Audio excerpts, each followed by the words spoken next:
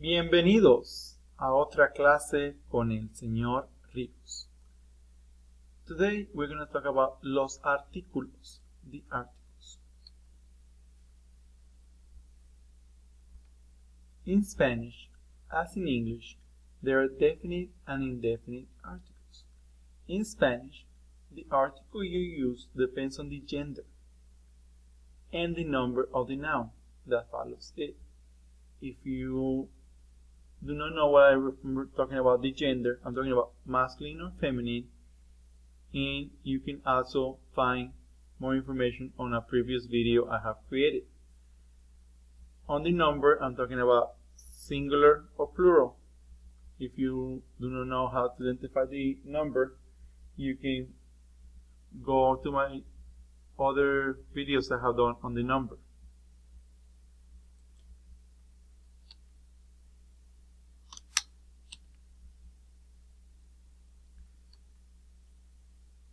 The definite articles equivalent to the English word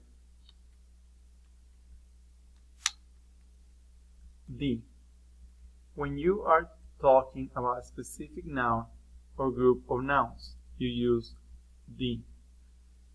The key word here is specific, a specific item. This is going to be a keyword soon, and especially for the test, to not get confused with indefinite articles. You have the masculine singular, which is the number that we have talked about, and the gender. Gender is masculine, the number is singular. El, which means the, for el libro, that means the book the libro is a masculine noun. You have los libros when it is plural. The feminine singular is la, for la pluma, the pen. Some students have asked me in the past, can I have la libro if I am a girl? That has nothing to do with your gender. That has to do with the noun's gender. So in this one, la pluma is feminine. So that's why you have la. The plural of la is las. So you have las plumas, the pens. On the textbook, you will see the word bolígrafo for pen. That is the Spanish word for pen in Spain. The Spanish word for pen in Mexico is pluma. Just like Argentina has another word, and maybe other Spanish-speaking countries might have another word.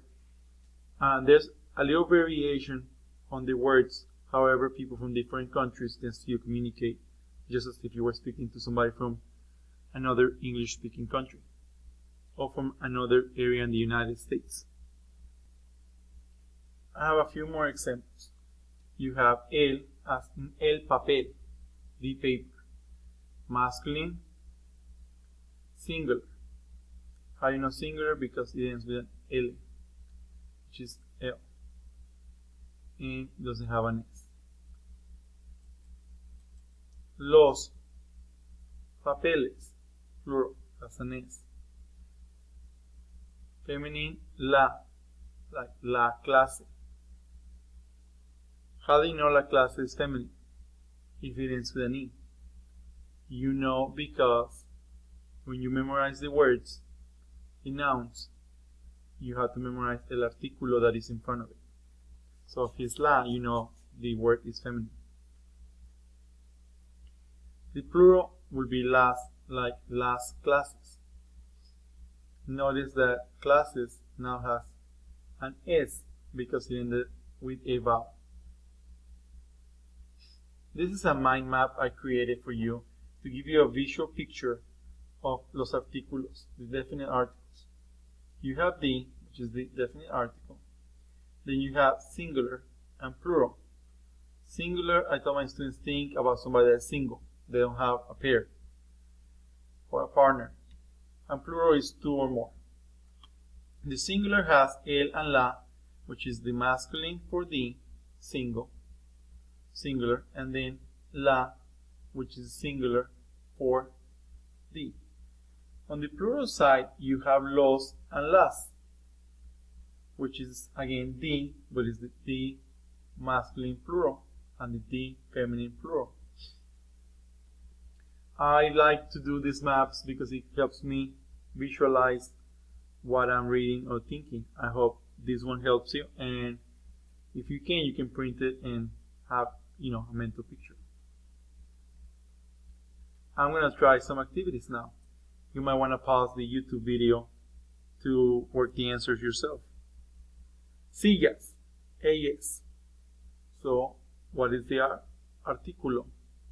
Will be las sillas. Feminine in plural, las sillas. Plato en ciudadano, and it is masculine, el plato, which means the plate, and sillas means the chairs. The next one, vasos. Vasos is cups. It is plural and it is masculine, so it will be los. Fracción. Notice that it has the ción ending, therefore it is feminine. La fracción. Problema. This one is a tricky one because it ends with an A, but it is masculine. El problema. Cuchillo. It ends with an O, and it means knife, and it is singular, so it is el. Cocina. Kitchen. It ends with an A, and it is feminine, singular. La cocina. Tazas.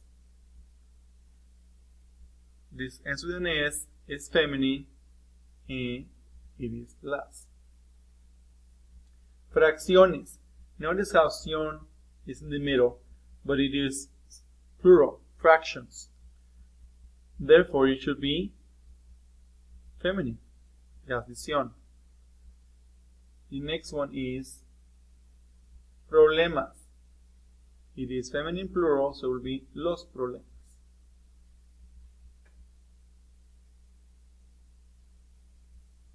Indefinite articles.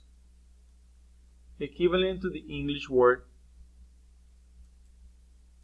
a, and some.